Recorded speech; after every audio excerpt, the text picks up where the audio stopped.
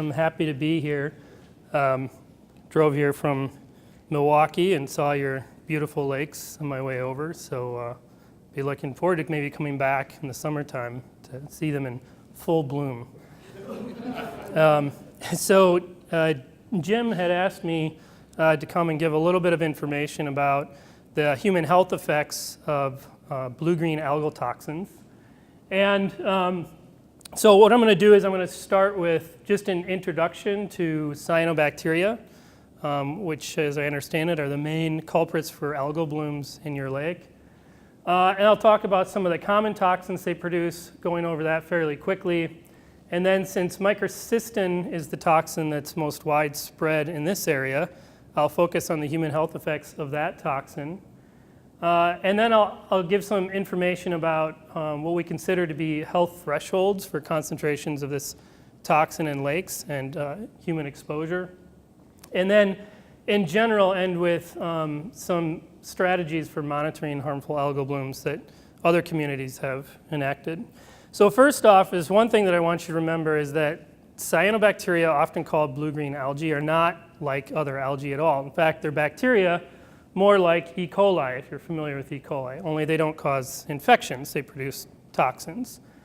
And they're really a special kind of organism. They evolved over 2 million years ago, and they evolved in an environment of Earth that was anoxic or anaerobic. There was no oxygen around at that time. And they evolved to be photosynthetic, to use sunlight energy to grow and to survive and live.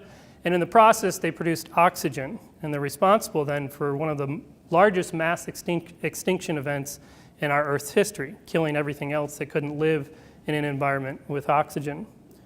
So they've been around for quite a long time.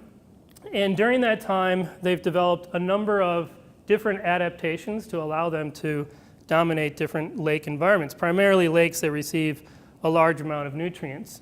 And one of the biggest ones is the ability to take nitrogen from air as a nutrient that's needed for growth and fix it within their cells. Okay, so every organism needs nitrogen to grow, and they have this special ability to take this abundant supply of nitrogen that's in air and use it for growth. This is why we manage phosphorus that's going into lakes. They're actually limited for phosphorus. This is an example of a cyanobacterium called Phanozomenon, or my Australian colleagues call it Aphaniziminin. And it has this specialized cell we call a heterocyst, and that's where they conduct this nitrogen fixation business and then actually bleed out lots of nitrogen for other organisms to use. They also form what we call colonies, or large groups of cells in the water, and you probably have seen these when there's a full bloom going on. There'll be these big balls or tufts of cells in the water. And because they're so big, that inhibits predation from other organisms. It's just too big for other organisms to eat them. They have the ability to take up nutrients for growth, such as carbon, phosphorus, and nitrogen, and store it to use it later during times when those nutrients aren't available for growth. They have these unique little gas bags inside of them that they can inflate and deflate so that they can rise up in the water column to get sunlight and then sink back down in the water column to get nutrients that are generally more abundant in the bottom of lakes. They can form spores, not all of them, but many of them can form spores that help them to survive in harsh conditions, when a lake dries out, or over winter, for example. And then finally, they produce a large number of different molecules that are either considered acutely toxic or in some way bioactive. Okay, so there's a large number of compounds that are explored, for example, for medicinal purposes that these organisms make. But as I tell people, you wouldn't want to get, say, your blood pressure medication in a lake environment. You want to get that from your doctor. With some of those molecules, we think, do things like inhibit predation upon them, warding off certain predators. So they come up with all of these adaptations that allow them to dominate lakes, and that becomes a problem for us because sometimes some of those organisms form these large blooms. In this case, this is a bloom on Lake Kiganza in 2008, and you can see these surface scums that take on this blue-green appearance, okay? And that blue-green appearance is from two pigments, one chlorophyll that you probably know about that's green, and one phycocyanin which is the blue pigment, and that's why we refer to them as cyanobacteria or blue-green algae. Well, as I mentioned, they produce one or more molecules that can be harmful to pets, animals, as well as humans if they're ingested. Those blooms are problematic because when they die, other bacteria feed upon them and consume oxygen, leading to bottom water anoxia or hypoxia, the dead zone phenomenon.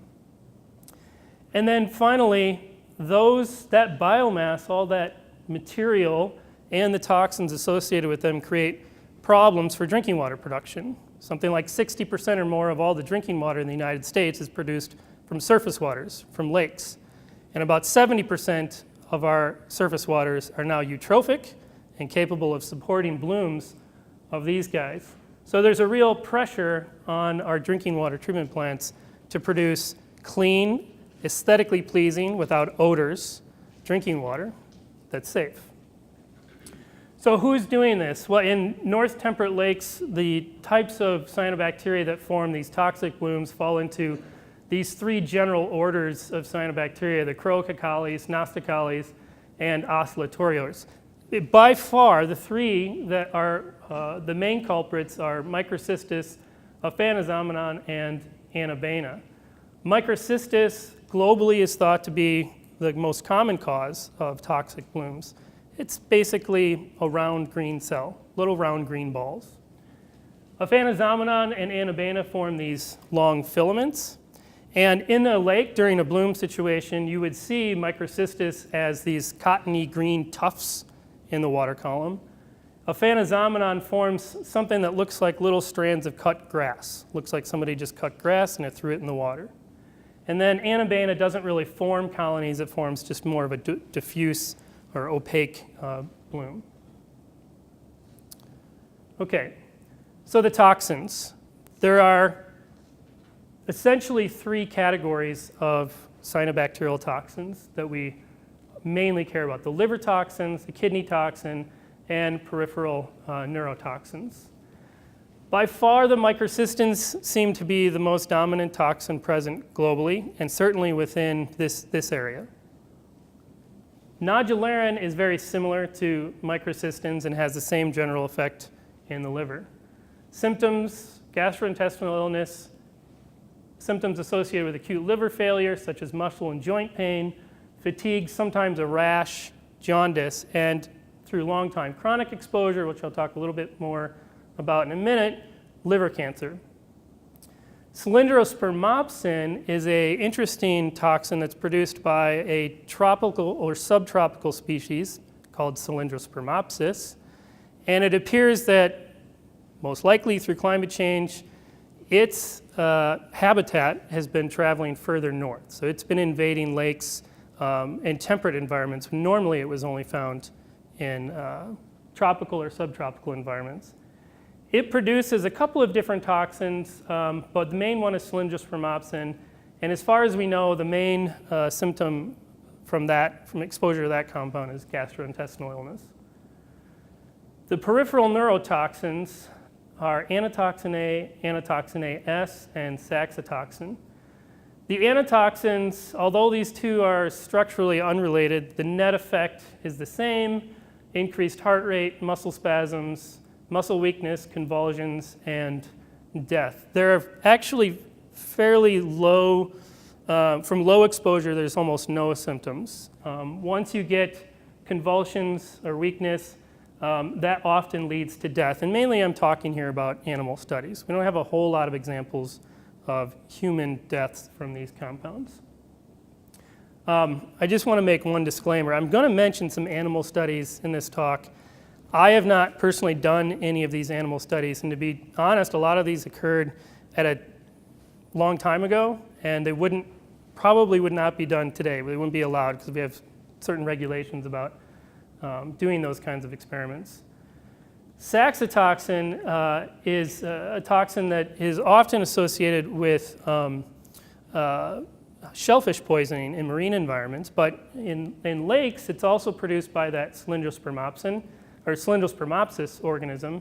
And exposure to saxitoxin, symptoms are gastrointestinal illness, muscle weakness, nausea, and paresthesia, or the sensation of floating and numb lips, a burning sensation, labored breathing, and death is most often due to suffocation. In marine environments, saxitoxin is produced by both algae and it's associated with puffer fish. And there's some interesting cultural implications. Some people think that saxitoxin, along with a similar molecule, tetrodotoxin, are the zombie toxins.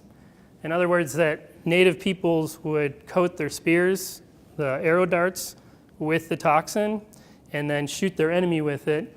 The enemy would be paralyzed, and people would think that they're dead. They're not breathing very quickly, and they're paralyzed. They would bury them, but later on, they would recover and then dig themselves out. It's just kind of a little cultural reference. So I didn't know how technical I should get here, but I did want to point out what the molecular aspects are of these toxins. What are they targeting within the human body? So the liver toxins, microcystins and nodularin, both target a very abundant protein in human cells called protein phosphatases, types 1A and 2A. And the microcystins and the nodularins are mainly directed towards liver cells, but it turns out that they also can affect other tissues in the body, including the brain, reproductive tissues, and the colon, but mainly the liver. Cylindrospermopsin, we know very little about this toxin compared to the others, but we do know that it inhibits protein synthesis and causes oxidative stress in the kidney, and that can lead to kidney failure. Among the peripheral nervous toxins, neurotoxin, anatoxin A permanently binds to and blocks or activates acetylcholine receptors at neuromuscular junctions. So what that means is that it's continually causing your muscles to fire, and that's why you have rigid spasms or convulsions when exposed to this molecule. Anatoxin AS, again, it's not structurally related to anatoxin A, but the net effect is the same in that they're activating neuromuscular junctions. It does that by inhibiting acetylcholinesterase, which is an enzyme that's supposed to degrade the neurotransmitter acetylcholine. Acetylcholine activates that acetylcholine receptor. If you don't degrade it, if there's not that enzyme there to degrade it, it's just going to keep activating that neuron. So the net effect is the same. Why were they named the same? Because when they did animal studies, the symptoms were similar and they figured must be similar toxins, but they're not really. They added an S because one of the other major symptoms of exposure to anatoxin AS is, for some reason, salivation. We don't really know why that is. Saxitoxin inhibits voltage-gated sodium channels in both nerve, muscle, and neuroendocrine cells, leading to paralysis. Okay. So how toxic are these molecules? Well, if we just look at, for example, the priority compounds from the EPA's perspective, mainly because of how prevalent they are, we can look at the LD50 values, which is the concentration at which half of your test animals die. And these concentrations are in micrograms per kilogram of body weight of the animal. Okay? So if you look at microcystin LR, for example, 50 micrograms per kilogram, it's more toxic than, say, sarin gas, which is 218 micrograms per kilogram. Anatoxin A, more toxic than curare, and cylindrospermopsin, more toxic than strychnine. So these are very potent molecules. Now, that's from a 24-hour exposure via injection, okay? Intraperitoneal injection of the compound. You're not exposed in the same way to these molecules, right? These toxins you're exposed to through ingestion, and they are much less toxic through ingestion than through intraperitoneal injection. But they are still among the most potent compounds we know of. So I want to focus on microcystin, and I'm talking to my students and others about giving presentations, community. So you can't put too many chemical structures in, Todd. So it's not a lecture. This is just a talk. But I do want to put in the structure of microcystin. Number one, I think it's a very interesting molecule. And second, I think it's important for understanding its toxicity. So it is what we call a circular peptide made of 7 amino acids. You know, amino acids are used to make proteins. Okay, so proteins are usually made up of hundreds of amino acids. Peptides are what we call molecules that are made up of just a few amino acids. All right. So 5 of the amino acids in this molecule are very unusual, and they don't normally occur in our bodies or in bodies of most animals. They're fairly specific to cyanobacteria. But there are 2 at these what we call X and Y positions that could be any number of the 20 normal amino acids that you and I both make, as well as other animals. And so what you get is that, you know, this X position could have leucine, and this one arginine or tryptophan and valine, and you get lots of structural variation that occurs in nature, which makes it a little more difficult to monitor these compounds. At least 200 different types have been detected in nature. And actually, if you were to add up all of the different combinations and possibilities, there would be something like 300,000 possible types of microcystins. However, microcystin with leucine and arginine is by far the one that's detected most often in lakes. It happens to be the most toxic. I mentioned that they inhibit protein phosphatases in the liver and other tissues, and they do that by binding to the enzyme, the phosphatase here. Okay? Then this part kind of wags over into the active site or the enzymatic catalytic portion of the enzyme and inhibits it. Why is that important? You need the whole molecule in order to have toxicity. Okay? You also, we think, make this molecule non-toxic once it's bound to protein. So after it gets into your body, it's floating around in your bloodstream, it's binding to this enzyme. At that point, it's inhibited the enzyme and its toxicity is there. But think about a fish, for example. A fish swimming out there is exposed to this toxin. It gets into the fish and it binds to the fish's proteins. Now that molecule is non-toxic. Let's say you eat the fish. That part that's bound to the protein is not toxic for you. So when we look at concentrations of microcystin in fish, we find loads of protein-bound microcystin and find a lot less of free, non-bound microcystin. All right? So the structure has loads of implications for not only how you monitor for the compound, but also for its toxicity. Okay, so there is an interesting, what we call a dualistic physiological response to microcystins. So in a lake, if you're swimming and you're exposed to very high concentrations through ingestion, you swallow lots of water containing the toxin. The toxin goes mainly to the liver, but also to some other tissues, reproductive tissues, colon and brain. And at these high concentrations, it inhibits all of the protein phosphatases in the cell, and that causes cell death of the liver or whatever other tissues it's in. So liver cells die, that cell death leads to tissue necrosis and eventually liver damage.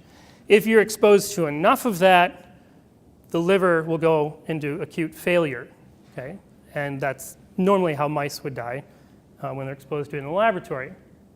I should mention, I'm aware of no human deaths due to microcystin from exposure to lake water in a recreational situation. There are a number of human deaths that have occurred in dialysis patients in Brazil, and at least 2 occurrences where the water that was used to make the dialysis solution was made with water that contained microcystins, and a large number of people died in that event. At low concentrations of exposure, such as low concentrations in drinking water, which has occurred, for example, in Toledo and Carroll County Township, Ohio, a number of places throughout the United States. That low level of inhibition of the protein phosphatase causes reprogramming of the cell. You see, the phosphatase in our cells is responsible for regulating metabolism. As soon as you start inhibiting that at low concentrations, you keep poking it and inhibiting it, you start causing problems with metabolism in human cells. And what that does is it leads to the production of a cancer cell, runaway cell growth, and tumor promotion. And in fact, in nature, there's many different compounds that we know of that inhibit phosphatases, and all of them are associated with tumor production. And in fact, in human cells, we make a protein called the CYP protein, which is normally not very abundant. That CYP protein stands for cancerous inhibitor of phosphatase. It is upregulated in breast cancer. So it's not surprising that microcystin is considered a probable carcinogen, particularly when you're exposed to it at low concentrations. All right, so toxicity thresholds are what we call numerical limits. These are derived based on studies of rats or mice that were given microcystin in their drinking water. So now we're talking about through ingestion. The endpoints have primarily been liver weight gain, although other effects are possible, including effects on memory and learning, reproductive effects. But the one that, for example, the EPA uses is based on liver weight gain. Those studies say that the tolerable daily intake, the most you could have on a daily basis, is 0.04 micrograms per kilogram of body weight of microcystin, all right? These are all based on repeat oral exposures for like 23 days. We typically apply a 1,000-fold safety factor and risk analysis. This is done, number one, for interspecies variability and intraspecies variability. So moving from experiments done on a mouse to what's the effect in a human. There's a difference there. There's also differences between individuals, right? How you are going to react to that compound. So we apply a safety factor. We also apply a safety factor just for a simple lack of data. There's only been a handful of studies like these, probably 3 that I can count. All right, so we applied the safety factor of 1,000-fold, and now we move up to 40 micrograms per kilogram per day. Okay? So for a 150-pound person, 68 kilograms, you can be exposed to 0.6 micrograms of microcystin per day, max. Okay? Lake water concentrations typically range from 1 to over 1,000 micrograms per liter, sometimes higher. And if we just do the math, we come up with that if the lake water is at 1,000 micrograms per liter, if you ingested 1 mil or higher, that would be considered hazardous. Okay, so the 1 milliliter, what's 1 milliliter? You know those little medicine cups you get when you buy Robitussin or something like that? They're typically about 10 or 15 mils. The dose I give to my kids is like 5 mils. Okay, so we're talking about smaller than that.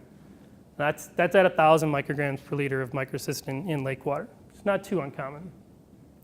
On the right here, I'm showing what is called the death to dose curve for microcystin.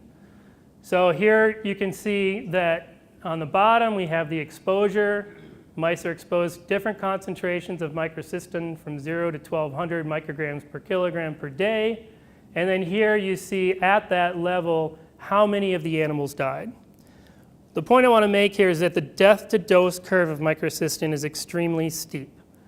So at 25, 50 micrograms per kilogram, none of the animals die, but just 2-fold more, 20% of the animals die. 2-fold more than that, 50% of the animals die. So there's a very small difference. And that difference is really a credit to the liver. The liver can take huge insults.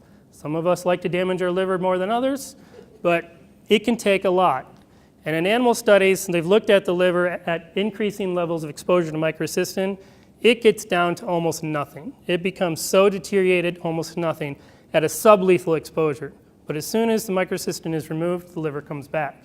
But if you just cross the threshold of exposure too much, you completely wipe out the liver. And that's why it's such a steep curve. Okay, so for recreational guideline, the EPA has come out with their draft statement, and they determined that a max of 4 micrograms per liter in lake water is the threshold for when you can swim. Okay, so anything over 4 micrograms per liter in lake water, you shouldn't be in that water swimming, according to the EPA. Now, this is draft. I have heard rumors that they're going to bump that up to 8, but for now, the guideline is 4. And for Cylindrospermopsin, it's 8. They haven't come out with anything for all the other toxins, primarily because these are the 2 that we run into most.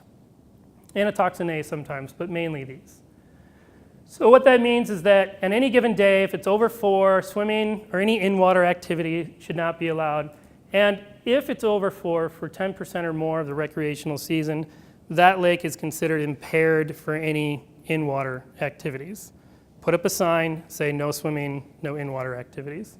And I would put jet skiing, for example, as one of those in-water activities. One of the things that happens, I guess from a social science perspective, is that people get in the water, it's maybe clear, it doesn't look like there's a bloom going on, but things are spatially very heterogeneous. So they get on the jet ski and they cruise across the lake, they fall off and they find themselves into a patch of a bloom. That's actually a case study that's happened. A young man was hospitalized because he was on his jet ski, fell off, swallowed water, and became ill. So who's the most vulnerable? Children. Children are definitely the most vulnerable population at risk of exposure. They have risky behaviors. They tend to swim in areas that are green when adults would look at it and go, I'm not going to go in there. Children will dive right in. They're more likely to swim at night. A few years ago, there was a young woman in Madison, went swimming with her friends at night. I'm pretty sure they were drinking. And she got sick and hospitalized the next day with microcystin exposure. And one of the dangers of swimming at night is you can't see the water. You can't see that there's a bloom happening. So that's a pretty common situation to happen. Children in general have lower body weight, so they hold a greater burden of toxicity to microcystins. Studies have shown that they spend more time in the water than adults. And this study used a tracer of chlorine in urine to track adults and children swimming in a swimming pool, okay? And based on the amount of chlorine that was in their urine, you could determine how much of the chlorinated water they had swallowed. And they determined that children swallowed more water than adults during a 2-hour swim. Children swallowed about 36 milliliters of water. And then there's also, of course, developmental effects. Children are still developing. If they're exposed at a sort of what we call a critical window of development, that may cause abnormal effects later on in life. And there is some evidence that microcystins are endocrine or hormonal disruptors. This is data from a CDC observational study where they collected data on the number of algal-associated illnesses in the United States. It was back in 2009 and I should say 2010. And as you can see, children 5 to 19 years old were more likely to have an algal-associated illness. Okay, so that's what I'm going to cover for the health effects. I want to just touch on what are some of the sort of monitoring strategies that people use. I'd say probably about 90% of all the monitoring strategies use an antibody-based method, which you could come down to call it like a pregnancy test, akin to a pregnancy test. But it's based on an antibody to microcystin. So the antibody has to bind to the microcystin, and then there's a reporter that tells you if it's there. This is an example of the ELISA test kit. We ran a workshop recently teaching some community members how to use it. It's in these 96 well plates, so you can do pretty high throughput. You can do a lot of different samples. It's about, I think, $300 or $10 to $12 a test. There's also now a strip test. The ELISA, you can only do that in a laboratory. So you have to have laboratory equipment and somebody has to do that. There's now a strip test that works okay. Well, the nice thing about the strip test is that can be done in the field. There's also a new device that's come out recently by a company that can do the ELISA in the field. So you could potentially go down to the lake, do the experiment there, and really anybody can do this. You don't have to be a trained scientist. And certainly for the strip test, anybody can do that. These are good for fast screening approaches. On site, getting an answer right away. The toxin is present if it's there over threshold values. But a lot of times they come with false positive or false negative readings, occasionally, not always, it depends. The gold standard for toxin analysis is what my laboratory uses, and that's mass spectrometry. The downside to mass spectrometry is that the initial startup cost is very expensive, $300,000, $400,000 for the instrument. And it really requires a skilled analytical chemist to do the analysis. In water sensing, my laboratory puts out a number of data buoys. So these buoys have sensors on them that can measure the concentration of algae in the water in real time, and then send the data, say every minute or every 5 minutes, back to a base station in the laboratory, and then we upload that data right away to a website where people can sort of track the bloom activity or how much algae is out there, and you can take steps in real time to put up signage or prevent swimming in a lake during a bloom situation. In this case, we had this one over a drinking water plant, and this is pretty common now in Lake Erie where they have these sensors either on a buoy or attached to the intake of the drinking water plant, so the drinking water plant managers can monitor bloom activity in the lake in real time and adjust their treatment strategies as necessary. So here's an example. This is chlorophyll and phycocyanin in Lake Winnebago. You can see we had a bloom early in the August or mid-August there, and then again at the end of the year. So this is an example where you could see that increasing and say, we're not going to have swimming on this particular day. And then what's becoming a little bit more common is remote sensing using satellite imagery. This is remote sensing data from the satellite Sentinel-2, and this is Lake Winnebago in August and September. And this is a way of tracking spatially where the blooms are in a given lake. So these colors here represent the amount of algae that's in the lake, and it's based on absorption of specific wavelengths by algal pigments. The downside is really better for larger lakes, although I understand it that the Sentinel-2 has a finer resolution, can look at smaller lakes too. And you can look at a large number of lakes. So this is the entire view here, and you can see that I can track blooms both in Lake Winnebago as well as through Fox River and up into Green Bay. But it requires cloud-free days, which in Wisconsin is few and far between. Some people are switching to drones, so putting this kind of technology on drones to avoid the clouds. So that's where I'm going to end. I didn't want to go too long. I wanted to leave room for questions. Some of you may have them. I didn't want to bore you to death, but this is my lab group, the University of Wisconsin, Milwaukee, and a lot of our funding comes from federal organizations, but also the local Sea Grant. So with that, I will stop.